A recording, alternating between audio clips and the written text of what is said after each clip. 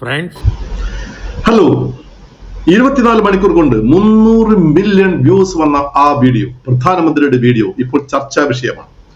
രാഷ്ട്രീയം പറയുന്നുണ്ട്, പല ആളുകൾ പലതും പറയുന്നുണ്ട്. പക്ഷേ ഒരു public speaking coach, scientific communication coach എന്ന രീതിയിൽ നോക്കുമ്പോൾ ഞാൻ ആ പ്രസംഗത്തെ പല ആവർത്തി കണ്ടു. എന്നിട്ട് എനിക്ക് തോന്നിയ ചില കാര്യങ്ങളാണ് പങ്കുവെക്കുന്നത്. എന്തുകൊണ്ടാണ് ആ പ്രസംഗം ഇത്ര വൈറലായത്? അവിടെ ചില സ്ട്രാറ്റജീസ് അദ്ദേഹം ഉപയോഗിച്ചിട്ടുണ്ട്. തീർച്ചയായിട്ടും ഈ സ്ട്രാറ്റജി ഒക്കെ കൃത്യമായിട്ട് അപ്ലൈ ചെയ്ത് കഴിഞ്ഞാൽ, ഞാൻ എപ്പോഴും എൻ്റെ ക്ലാസ്സിൽ പറയുന്ന കാര്യമാണ്, പ്രസംഗം വൈറലാക്കുവാൻ, പ്രസംഗം ഇംപ്രസീവ് ആക്കുവാൻ വേണ്ടിയിട്ട് ചില സൂത്രങ്ങളുണ്ട്. ആ സൂത്രങ്ങളൊക്കെ 1-1-1-1 എന്ന രീതിയിൽ മോദിജി ഉപയോഗിച്ചിട്ടുണ്ട്. നമ്മൾ ഇന്ന് ആ പ്രസംഗത്തെ ഒന്ന് ഇവാലുവേറ്റ് ചെയ്യുന്നു, അതിനെ ഒന്ന് പോസ്റ്റ്മോർട്ടം ചെയ്തിട്ട് എന്തെല്ലാം കമ്മ്യൂണിക്കേഷൻ ടിപ്സ് ആണ്, ടെക്നിക്സ് ആണ് മോദിജി ആ പ്രസംഗത്തിൽ ഉപയോഗിച്ചിട്ടുള്ളത് എന്ന് നോക്കാൻ പോവുകയാണ്. സോ നമ്പർ 1,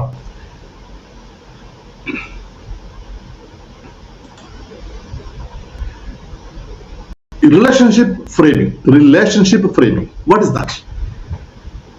നോക്കൂ, സാധാരണഗതിയിൽ അദ്ദേഹം ആളുകളെ അഭിസംബോധന ചെയ്യുമ്പോൾ, സല്യൂട്ടേഷൻ ചെയ്യുമ്പോൾ പറയാറുള്ളത് മേരെ പ്യാരെ ദേശവാസിയോ, അങ്ങനെ പറയാറുള്ളത്. പക്ഷെ ഈ പ്രസംഗത്തിൽ അദ്ദേഹം പറയുന്നു, ഈ വീഡിയോയിൽ അദ്ദേഹം പറയുന്നു ഫ്രണ്ട്സ്. See the difference. അങ്ങനെ പറയുമ്പോൾ എന്താ സംഭവിക്കുന്നത്? റിലേഷൻഷിപ്പ് ഉണ്ടാക്കുകയാണ് പ്രേക്ഷകരുമായിട്ട്. മേരെ പ്യാരെ ദേശവാസിയോ എന്ന് പറയുമ്പോൾ അവിടെ പ്രധാനമന്ത്രി തന്റെ ദേശത്തിലുള്ള പൗരന്മാരോട് സംസാരിക്കുന്ന പ്രതീതിയാണ്. പക്ഷെ ഇവിടെ ജൻസിയാണ് പ്രധാനപ്പെട്ട ആളുകൾ.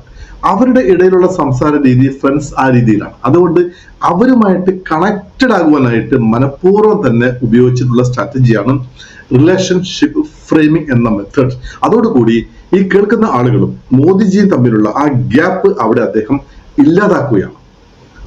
My dear sisters and brothers of America എന്ന് സ്വാമി വിവേകാനന്ദൻ ഷിക്കാഗോയിൽ പോയി സംസാരിച്ചപ്പോൾ അദ്ദേഹം ഉപയോഗിച്ച ടെക്നിക് ഇത് തന്നെയാണ്. Technique number 2, conversational framing. ഇവിടെ ഔപചാരികമായിട്ട് പ്രസംഗത്തിൽ സംസാരിക്കുന്ന ആ രീതിയല്ല, മറിച്ച് ഒരു വളരെയധികം നിർത്തി ഒരു കോൺവെർസേഷന്റെ രീതിയിലാണ് അദ്ദേഹം പോയിട്ടുള്ളത്. അപ്പൊ ഇതിന് പറയുന്ന പേരാണ് കോൺവെർസേഷണൽ ഫ്രെയിമിംഗ് എന്നുള്ളത്. അപ്പോൾ ആളുകൾക്ക് ഇത് നീണ്ട പ്രസംഗം കേൾക്കുന്ന പ്രതീതി ഇല്ലാതെ എന്നോട് സംസാരിക്കുന്നു എന്ന പ്രതീതി, ഓരോ വ്യൂവേഴ്സിനോടും സംസാരിക്കുന്നു എന്ന ഒരു പ്രതീതി ഉണ്ടാക്കുവാൻ അദ്ദേഹത്തിന് കഴിഞ്ഞിട്ടുണ്ട്. മൂന്നാമത്തെ ടെക്നിക്, വിഷ്വൽ ഇന്റിമസി അഥവാ ഫേസ് ടൈം കോൾ. നമ്മൾ സെൽഫിയിൽ നമ്മൾ പലപ്പോഴും നമ്മൾ നോക്കാറുണ്ട്. നമ്മൾ പലപ്പോഴും വെറുതെ ഇരിക്കുന്ന സമയത്തൊക്കെ, യാത്ര പോകുമ്പോഴൊക്കെ നമ്മൾ ഇങ്ങനെ ക്യാമറ എടുത്ത് ഇങ്ങനെ ഓൺ ചെയ്ത് നോക്കും. അങ്ങനെ നമ്മൾ സെൽഫി ഉപയോഗിച്ച് ശീലമായതുകൊണ്ട് അത്തരത്തിലുള്ള സെൽഫികൾ കാണുമ്പോൾ ആളുകൾക്ക് പെട്ടെന്ന് അവരുടെ ബ്രെയിനുമായിട്ട് കണക്റ്റഡ് ആകും. അതുകൊണ്ടാണ് പല ആളുകളും, നല്ല ക്രിയേറ്റേഴ്സ് ഒക്കെ അവരുടെ സെൽഫി വീഡിയോസ് ആണ് ഭയങ്കരമായിട്ട് ക്ലിക്ക് ആകുന്നത്. ഇവിടെ മോദിജി ഉപയോഗിച്ച ടെക്നിക്കാണ് വിഷ്വൽ ഇന്റിമസി അഥവാ ഫേസ് ടൈം കോൾ എന്ന ടെക്നിക്.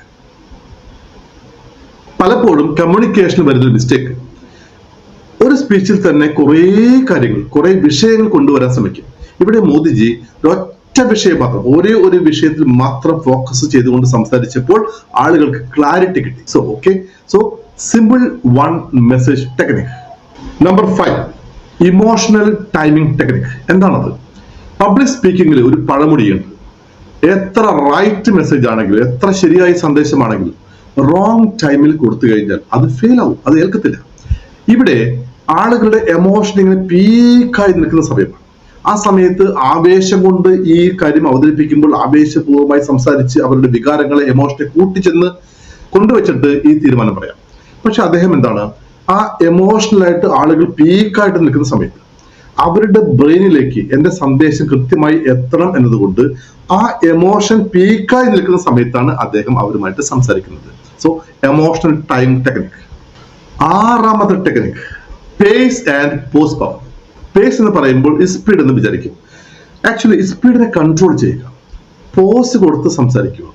എമോഷണലായിട്ട് നിൽക്കുന്ന ആളുകളെ കൊണ്ട് ആക്ഷൻ എടുപ്പിക്കണമെങ്കിൽ, തീരുമാനം എടുപ്പിക്കണമെങ്കിൽ വളരെയധികം പോസ് കൊടുത്ത്, സ്പീഡ് നിയന്ത്രിച്ച് പോസ് കൊടുത്ത് നിർത്തി പറയുമ്പോൾ ഈ വാക്കുകൾ കേൾവിക്കാരന്റെ ബ്രെയിനിൽ അവിടെ ചെന്ന് പ്രോസസ് ആകുവാൻ സമയമെടുക്കുന്നു.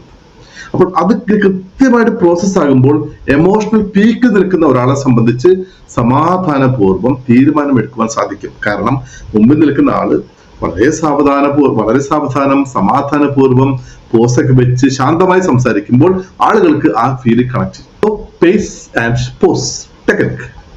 ഏഴാമത്തെ ലളിതമായ ഭാഷ, സിമ്പിൾ ലാംഗ്വേജ്. വീണ്ടും പബ്ലിക് സ്പീക്കിംഗിൽ പറയുന്ന ഒരു ഫോർമുലയുണ്ട്, കിസ്, KISS.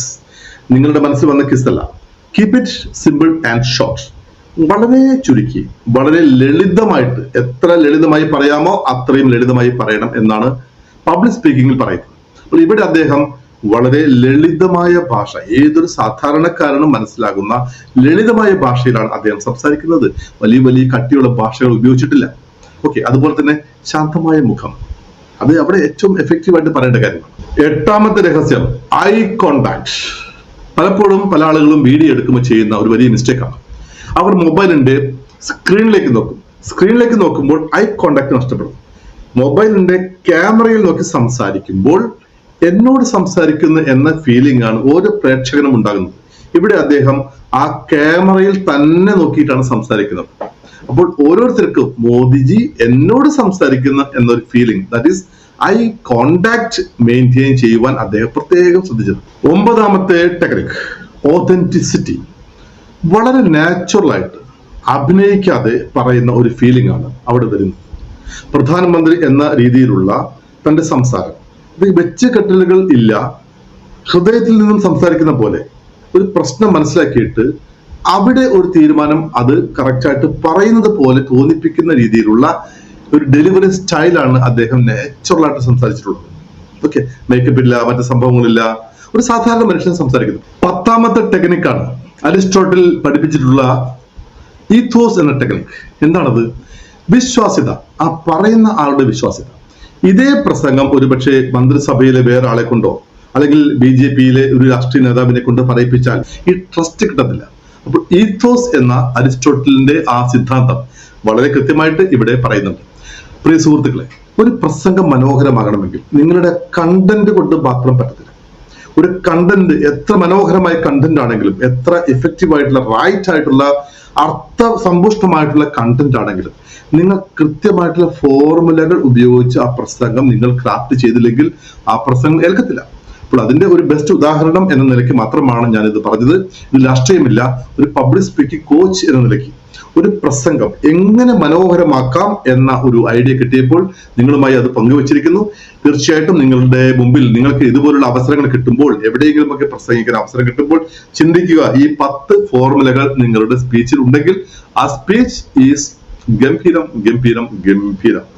അപ്പോൾ പ്രിയപ്പെട്ടവരെ, സയന്റിഫിക് ആയ രീതിയിൽ കമ്മ്യൂണിക്കേഷൻ പഠിക്കുവാൻ, പ്രസംഗം പഠിക്കുവാൻ, പ്രസന്റേഷൻ സ്കില്ല് വളർത്തുവാൻ നിങ്ങൾ ആഗ്രഹിക്കുന്നുണ്ടെങ്കിൽ എന്റെ താഴെ കാണുന്ന നമ്പറിൽ ബന്ധപ്പെടുക. നമ്മുടെ ഗ്രാൻഡ് സ്പീക്കർ കോഴ്സ് നിങ്ങൾക്ക് വേണ്ടി കാത്തിരിക്കുന്നു.